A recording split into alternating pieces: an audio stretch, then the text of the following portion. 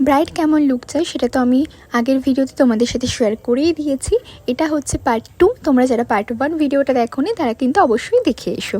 তো ব্রাইড আমাকে বলে দিয়েছিল যে এমনিভাবে তেমনিভাবেই ওকে আমি রেডি করছিলাম। ও আমাকে এমনকি বলেছিল আইশ্যাডো কালার যা বা হেয়ারও একদম সিম্পল লাগবে, শুধু ওর একটু ডিম্যান্ড ছিল যে ওর কলকাটা যেন গাল কলকা হয়। তো ওর যেটা পছন্দ, ওর পছন্দ অনুযায়ী আমি এখানে সবটা করে দিয়েছি। ও আমাকে কাল কলকার ডিজাইনটাও দেখিয়েছিল যে দিদি এইভাবেই হবে। তো ওর ডিম্যান্ড অনুযায়ী কিন্তু এখানে সবটা করা হয়েছে। ও হেয়ারটাও আমাকে বলে দিয়েছিল, আই মেকআপের ফটো আমাকে দেখিয়েছিল, দিদি সেম টু সেম এই আই মেকআপটাই আমার চাই। তো সেইভাবেই কিন্তু ওকে সবটা করে দেওয়া হয়েছে।